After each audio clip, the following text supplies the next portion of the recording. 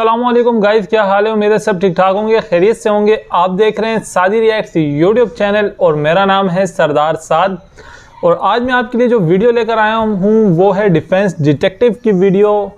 और defence detective की आपको पता है रिसर्च बेस्ड वीडियोस होती हैं जो कि बहुत ज़्यादा इंफॉर्मेटिव होती हैं। और उसके अलावा इनकी वीडियोस की अगर बात की जाए तो यार बहुत नॉलेजफुल वीडियोस होती हैं। हिस्ट्री के बारे में जो इनकी वीडियोस थी बहुत सारी, उनके ऊपर भी मैंने रिएक्शन दिया जो वॉर्स के ऊपर थी।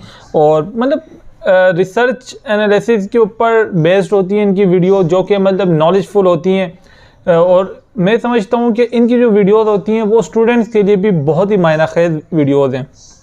आज मैं जिस वीडियो के ऊपर रिएक्शन देने जा रहा हूँ उसका टाइटल है INS विक्रांत वर्सेस नजमुल हसन बाजवा। ठीक है, तो आइए चलते हैं, देखते हैं इस वीडियो में ये क्या बताते हैं। तो आइए चलते हैं बिना इंतजार कराए वीडियो की तरफ।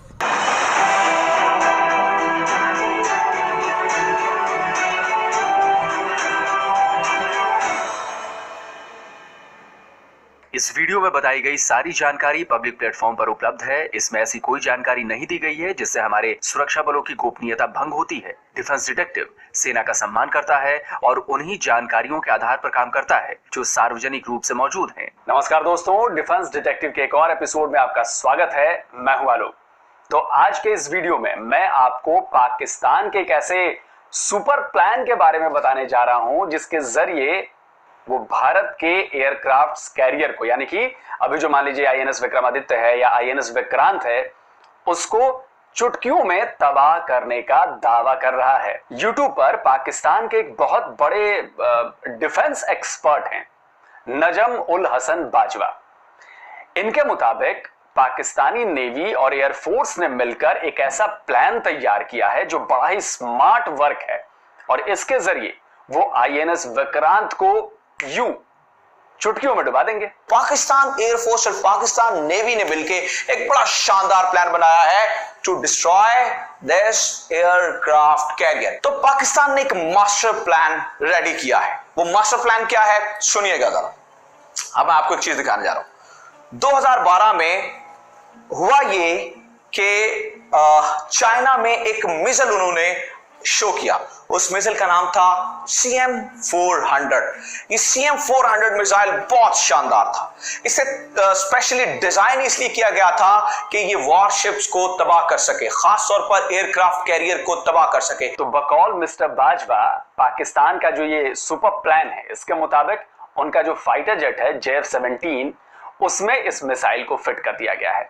और उस मिसाइल की जो तस्वीर जो उस JF-17 के साथ है वो तस्वीर सामने आते ही भारत एकदम डर गया है उससे। भारतीय सेना के भीतर खलबली मच गई है। ऐसा मैं नहीं कह रहा, ऐसा मिस्टर बाजवा कह रहे हैं। अब एक और बड़ा दिलचस्प काम होता है जिससे इंडिया को पसीने आ गए। वो काम ये था, तस्वीर देखिएगा। 2018 में ये तस्वीर सामने आती है जिसमें ये नजर आ रहा है कि JF-17 थंडर जो त्यारा है इसके साथ यही CM-400 मिसाइल लगे। और जब ही ये तस्वीर सामने आई तो इंडिया में ऊधम मच गया। तो फिर पाकिस्तान ने बताया कि हमारे पास ये 60 CM-400 मिसाइल मौजूद हैं जो कि पाकिस्तान ने चाइना से खरीद रखे हैं ओनली $100 मिलियन। यानी कि $100 मिलियन में हमने इंडिया को $8 बिलियन का नुकसान पहुंचाने का सामान यूं कर लिया। और इसे कहते हैं स्मार्ट थिंकिंग, स्मार्ट वर्क। अरे बाजवा जी, थोड़ा पढ़ लिख लेते, थोड़ा जान समझ लेते, जानकारी इकट्ठा कर लेते कि आखिर डिफेंस सिस्टम हो या फिर एयरक्राफ्ट कैरियर्स हैं ये कैसे ऑपरेट करते हैं, कैसे काम करते हैं। अगर जान लेते तो आप ऐसी बहकी बातें ना कर रहे होते। वैसे मुझे लगता है कि आपने ये बातें इसलिए भी कही क्योंकि अगर आप सच बताते, सारी स्पेसिफिकेशंस, सारी तकनीकी डिटेल्स अगर सही बताते तो फिर प्रोपेगेंडा कैसे कर पाते। तो प्रोपेगेंडा फैलाने के लिए आपने थोड़ी सी इधर से बात और बाकी जो लफाजी और हवा में की जाने वाली बातें हैं बिना किसी जानकारी के वो आपने इस वीडियो में पेश कर दी हैं। और आपको लगता है कि ये बड़ा ही स्मार्ट वर्क है।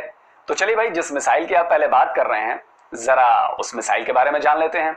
CM-400 मिसाइल को चीन ने बनाया है। ये YJ-12 एंटी-शिप मिसाइल का छोटा और हल्का वेरिएंट है। क्योंकि इसे फाइटर जेट से फायर करने के लिए बनाया गया है, इसका वजन 400 किलो है, वॉरहेड का वजन 150 से 200 किलो हो सकता है, रफ्तार 4 मैक की है और इसकी रेंज 100 से 250 किलोमीटर तक की है। अब इसी मिसाइल के जरिए नजम बाजवा जी दावा कर रहे हैं कि पाकिस्तानी एयरफोर्स भारत के आईएनएस विक्रांत या किसी भी दूसरे एयरक्राफ्ट कैरियर को चुटकियों में तबाह कर सकती है। तो अब इंडिया के इस एयरक्राफ्ट कैरियर, जो कि दो मैंने आपको बताया उनके पास, एक विक्रांत और एक विक्रम आदित्य, इन दोनों के मुकाबले में पाकिस्तान के पास अब एक ऐसी टेक्नोलॉजी आ चुकी है जिससे इंडिया का खलक सूखा हुआ है और इस CM-400 मिसाइल से अब इंडिया के एयरक्राफ्ट तैयार कैरियर को तबाह करने की पूरी तैयारी है। इसे अपने टारगेट को निशाना बनाने के लिए नीचे नहीं जाना पड़ता है, ये 34,900 फीट से टारगेट कर सकता है। दोस्तों, बाजवा जी की एक खासियत तो आपको माननी पड़ेगी, इसमें उनकी तारीफ तो आपको करनी पड़ेगी उनकी, कि झूठ भी इतने भरोसे और यकीन के साथ बोलते हैं कि ज्यादातर पाकिस्तानियों को यह लगता होगा कि भाई ने जो बात कह दी है वो बात सही होगी। अब बताइए, आईएनएस विक्रांत जो है वो इनके सामने हलवे की तरह रखा गया है, तश्तरी में पेश कर दिया गया है और उधर से JF-17 आएगा और वो आईएनएस विक्रांत को खा जाएगा। इतना आसान होता तो फिर बात ही क्या थी। तो जिन लोगों को बाजवा जी की बातों पर पूरा भरोसा है उन्हें मैं थोड़ी सी जानकारी देना चाहूंगा कि एयरक्राफ्ट कैरियर कैसे ऑपरेट होते हैं और क्यों उन्हें JF-17 जैसे फाइटर जेट से तबाह करना पाकिस्तान के लिए तो नामुमकिन है। इसे समझने के लिए पहले JF-17 की रेंज के बारे में जानना होगा। अभी पाकिस्तान के पास JF-17 ब्लॉक 2 फाइटर जेट है, ब्लॉक 3 की अभी चीन में टेस्टिंग चल रही है, उसके आने में अभी वक्त है, इसलिए मौजूदा ब्लॉक 2 की रेंज में आपको बता रहा हूं। इसकी रेंज है 1320 किलोमीटर, कॉम्बैट रेंज है 800 किलोमीटर और 3 ड्रॉप टैंक के साथ फेरी रेंज है 2500 किलोमीटर। लेकिन चूंकि बात जंग की हो रही है तो कॉम्बैट रेंज पर ही बात होगी, जो है 800 किलोमीटर। अब जरा इस मैप को देखिए। पाकिस्तानी एयरफोर्स का समंदर के किनारे कराची के पास मसरूर एयरफोर्स बेस है, क्योंकि भारतीय नेवी को काउंटर करने के लिए सबसे करीबी एयरबेस यही है। तो अगर अरब सागर में मौजूद भारतीय एयरक्राफ्ट कैरियर आईएनएस विक्रांत पर हमला करने के लिए अगर JF-17 मसरूर एयरबेस से उड़ान भरता है तो उसकी कॉम्बैट रेंज है 800 किलोमीटर, यानी वो इससे ज्यादा दूर नहीं जा सकता। अब ये बात तो इंडियन नेवी को भी पता है, तो इसीलिए उसने आईएनएस विक्रांत को रख दिया है 1000 किलोमीटर दूर। यहां पर तो सबसे पहली बात, JF-17 के लिए उसके करीब पहुंचना नामुमकिन है। अब दूसरे टैक्टिकल सिनेरियो पर बात करते हैं। CM-400 मिसाइल की मैक्सिमम रेंज 250 किलोमीटर है, तो कहा जा सकता है कि वो 750 किलोमीटर दूर पहुंचकर JF-17 से मिसाइल फायर कर देगा, जिससे काम हो जाएगा। सुनने में तो ये बहुत अच्छा लग रहा है, लेकिन प्रैक्टिकली ये भी मुमकिन नहीं है, क्योंकि इसमें सबसे बड़ी बाधा है JF-17 के रडार की रेंज। JF-17 में लगा है चीन का बना हुआ KLJ-7V2 airborne pulse Doppler fire control radar. अगर इस रडार की रेंज को देखेंगे तो आपको बाजवा जी के सारे सपने बिखरते हुए नजर आएंगे। लुकअप मोड में 150 किलोमीटर, वो भी V1 वेरिएंट के लिए। मान लेते हैं कि JF-17 में रडार का V2 वेरिएंट लगा है, तो लुकअप मोड में रेंज है 200 किलोमीटर, जबकि लुक डाउन मोड में रेंज सिर्फ 100 किलोमीटर है। तो जैसा कि बाजवा जी ने बताया, CM-400 मिसाइल को करीब 35,000 फीट ऊपर से फायर किया जाएगा, तो जाहिर है लुक डाउन मोड में फायर करना पड़ेगा। तो बेचारी मिसाइल विक्रांत तक पहुंचेगी कैसे? क्योंकि लुक डाउन मोड में JF-17 को आईएनएस विक्रांत के 100 किलोमीटर के दायरे में आना पड़ेगा, तब जाकर ही वो विक्रांत पर यह मिसाइल फायर कर पाएगा। वैसे सपने देखना वैसे कोई बुरी बात नहीं होती, लेकिन नामुमकिन सपना देखना बेवकूफी कही जाती है। और बाजवा जी ने अपने इस वीडियो के जरिए पूरे पाकिस्तान को ऐसा ही एक झूठा सपना दिखाया है। अब झूठा सपना कैसे है? अब इस वीडियो में इन्होंने ये बात मानी है कि जो एयरक्राफ्ट कैरियर्स होते हैं उनका रडार बड़ा शक्तिशाली होता है और इनके खुद के फाइटर जेट्स होते हैं, लेकिन ये नहीं बताया कि जब उनके ऊपर हमला होता है दुश्मन जेट द्वारा या दुश्मन जहाज द्वारा या दुश्मन मिसाइल द्वारा, तो उसको काउंटर करने के लिए आईएनएस विक्रांत पर ऐसा क्या है जिससे वो इसको काउंटर कर सकता है, ये वो नहीं बताया। अगर ये बता देते तो फिर प्रोपेगेंडा की जो पोल है वो खुल जाती। क्योंकि एयरक्राफ्ट कैरियर को तबाह करना मुश्किल इसलिए होता है क्योंकि एक तो इसके ऊपर यार रेडार बहुत मतलब जबरदस्त लगे होते हैं, नीचे से फिर ये जो सुपरसोनिक मतलब वो जो जिस तरीके से आबदोज काम करती है उसको भी डिटेक्ट कर लेता है। तीसरा मसला ये होता है कि उसके ऊपर अपने प्लेन्स मौजूद होते हैं, तो जो ही को प्लेन तबाह करने के लिए आएगा, तो जब आपने एयरक्राफ्ट कैरियर को तबाह करना है तो करना यह पड़ता है कि प्लेन को थोड़ा नीचे आना पड़ता है और करीब से आके बैलिस्टिक मिसाइल छोड़ना पड़ता है जो कि एयरक्राफ्ट कैरियर को तबाह कर सके। अरे भाई बाजवा जी, बैलिस्टिक मिसाइलें जो होती हैं वो फाइटर जेट से फायर नहीं होती, उन्हें फाइटर जेट्स में नहीं लगाया जा सकता। इतना तो कम से कम ज्ञान रखते आप, इसमें तो कम से कम ये बात आप नहीं बोलते। और इसीलिए कहते हैं कि प्रोपेगेंडा फैलाने वाली जो जानकारियां होती हैं ना, वो इसीलिए खतरनाक होती हैं क्योंकि वो आपकी कभी भी आपकी और आपके देश की बेइज्जती करवा सकती है, जैसा कि इस वीडियो में आपके साथ हो रहा है। और रही बात JF-17 की, तो वो INS विक्रांत के करीब तो छोड़िए, मतलब करीब तो छोड़िए, कई 100 किलोमीटर दूर भी नहीं फटक सकता। और ऐसा क्यों है ये मैं आपको पूरी जानकारी के साथ बताता हूं, आप इसको चेक कर लीजिएगा। इसमें दो ऐसे रडार लगे हैं जो आपके JF-17 को 450 किलोमीटर दूर से ही डिटेक्ट कर लेंगे। पहला रडार है इजराइल से लिया गया एल्टा ELM 2248 MF स्टार। ये फाइटर जेट्स को 250 से लेकर 450 किलोमीटर की दूरी तक डिटेक्ट कर सकता है। दूसरा है इटली से लिया गया Selex RAN 40L 3D L band air surveillance radar. ये long range early warning radar है। इनका भी इस्तेमाल मुख्य रूप से फाइटर जेट्स, ड्रोन्स और लंबी दूरी से छोड़ी गई मिसाइलों को डिटेक्ट करने में किया जाता है। इस रडार की रेंज 400 किलोमीटर है और ये 360 डिग्री की कवरेज देता है। तो इसका मतलब यह हुआ कि INS विक्रांत को आपके JF-17 के बारे में 450 किलोमीटर दूर से ही पता चल जाएगा। और अगर किसी तरह आपने 250 किलोमीटर दूर से अपनी CM-400 मिसाइल इसके ऊपर फायर भी कर दी तो भाई मेरे वो भी डिटेक्ट हो जाएगी, क्योंकि वो कोई स्टेल्थ मिसाइल तो है नहीं। और बाजवा जी, INS विक्रांत का जो रडार है ना, जब इतनी दूर से वो आपके JF-17 को और आपकी CM-400 मिसाइल को डिटेक्ट कर लेगा तो फिर उनके बचने का कोई चांस नहीं है, क्योंकि INS विक्रांत पर जो एयर डिफेंस सिस्टम लगा है ना, वो दुनिया के बेहतरीन एयर डिफेंस सिस्टम्स में से एक है। और उसका निशाना इतना अचूक है कि वो चाहे ड्रोन हो, फाइटर जेट हो, मिसाइल हो, कुछ भी हो, उन सबको वो मार गिराता है। और इस एयर डिफेंस सिस्टम का नाम पता है आपने क्यों नहीं लिया अपने इस वीडियो में? क्योंकि आप उसका नाम लेते और जैसा ही नाम लेते और आपके व्यूअर्स उस मिसाइल के बारे में जाके, उस एयर डिफेंस सिस्टम के बारे में जाकर सर्च करते, तो आपका जो ये प्रोपेगेंडा है इसकी पोल बुरी तरह खुल जाने वाली थी। INS विक्रांत पर Barak 8 surface to air missile system मौजूद है। इसे भारत और इजराइल ने मिलकर बनाया है। विक्रांत पर 64 बराक 8 मिसाइलें हैं और इनकी रेंज पता है कितनी है? 150 किलोमीटर। तो बाजवा जी, CM-400 मिसाइल के फायर करने से पहले ही आपके JF-17 का काम तमाम हो चुका होगा। अगर इस पर किसी को शक है तो मैं गुजारिश करूंगा कि एक बार जाकर बराक 8 एयर डिफेंस सिस्टम के बारे में जानकारी इकट्ठा कर लें। इसके बावजूद भी अगर आपको लगता है कि आप हमारे INS विक्रांत तक पहुंच जाएंगे तो बाजवा जी, उसके ऊपर जो 30 से ज्यादा फाइटर जेट्स होते हैं वो क्या आपके आने का इंतजार करेंगे? 450 किलोमीटर पहले आप डिटेक्ट हो जाएंगे। मिसाइल छोड़ने के लिए आपको कम से कम विक्रांत के 100 किलोमीटर करीब आना होगा और MiG-29K के रहते ये तो आपके सपने में भी मुमकिन नहीं है, क्योंकि आपने अपने प्रोपेगेंडा वीडियो में ये तो बताया नहीं कि MiG-29K की रेंज क्या है। नहीं बताया तो मैं आपके दर्शकों को सच्चाई बता देता हूं। MiG-29K की नॉर्मल रेंज 1500 किलोमीटर है, कॉम्बैट रेंज 850 किलोमीटर है और 3 ड्रॉप टैंक के साथ इसकी रेंज हो जाती है 3000 किलोमीटर। तो जनाब समझ लीजिए कितनी आसानी से आपके JF-17 का शिकार INS विक्रांत अपने MiG-29K के जरिए कर लेगा। एक एयरक्राफ्ट कैरियर दुश्मन के लिए किस तरह एक बुरे सपने की तरह होता है, इसका स्वाद तो आप 71 की जंग में चख चुके हैं ना।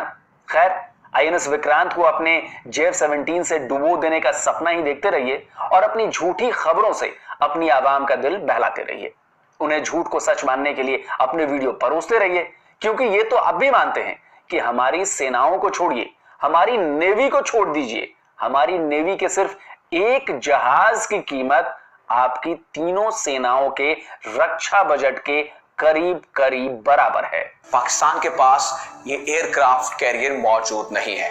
पाकिस्तान की नेवी यहां पे लैक करती है। इंडिया की नेवी यहां पे थोड़ा सा स्ट्रांग हो जाती है। दुनिया में सिर्फ 9 मुल्क ऐसे हैं जिनके पास एयरक्राफ्ट कैरियर है, जिनमें यूएसए है, जिसमें ब्राजील है, जिसमें स्पेन है, जिसमें इंडिया है, जिसमें रशिया है, चाइना है। और पाकिस्तान के पास एयरक्राफ्ट कैरियर इसलिए मौजूद नहीं है क्योंकि ये बड़ा महंगा बनता है। अगर पाकिस्तान को अपना एयरक्राफ्ट कैरियर बनाना है तो पाकिस्तान के पास टेक्नोलॉजी भी मौजूद है, हर चीज मौजूद है, लेकिन आपको तकरीबन $6.5 बिलियन इस एयरक्राफ्ट कैरियर को बनाने में लगेंगे। और उसके ऊपर जो जहाज आते हैं तकरीबन $2-2.5 बिलियन, आप इसके भी लगा लें तो $8-9 बिलियन आपको सिर्फ और सिर्फ एक एयरक्राफ्ट कैरियर बनाने में लग जाते हैं। और पाकिस्तान का पूरा जो टोटल बजट है एक साल का दिफा का वो है $11 बिलियन। पाकिस्तान के पास एयरक्राफ्ट बनाने की तकनीक मौजूद है। अरे भाई इतना बड़ा झूठ तो मत बोलिए यार, सरेआम मतलब शर्म भी आएगी किसी और पाकिस्तानी को ये बात कहने में कि भाई उसके पास एयरक्राफ्ट कैरियर बनाने की तकनीक मौजूद है। अरे आपके औकात नहीं है। औकात होती ना भी बनाने की तो अब तक आप कितने अपने पानी के जहाज बना चुके होते, चाइना से ले नहीं रहे होते आप। और भारत की नेवी को देखिएगा, कितने सारे जहाज हमने स्वदेशी बनाए, एयरक्राफ्ट कैरियर तक स्वदेशी बना दिया है। और आपके झूठ बोलने की आदत इतनी जबरदस्त है ना, जो आपकी और आपके देश पाकिस्तान की बेइज्जती करवाती है बाजवा जी, कि आपने तो इस वीडियो में यह भी बोल दिया कि CM-400 न्यूक्लियर वॉरहेड लेकर जा सकता है। बताइए, ये जो JF-17 के साथ जो CM-400 है ये वॉरहेड्स लेके जा सकते हैं। वॉरहेड से मुराद ये एटमी हथियारों को लेके जा सकते हैं।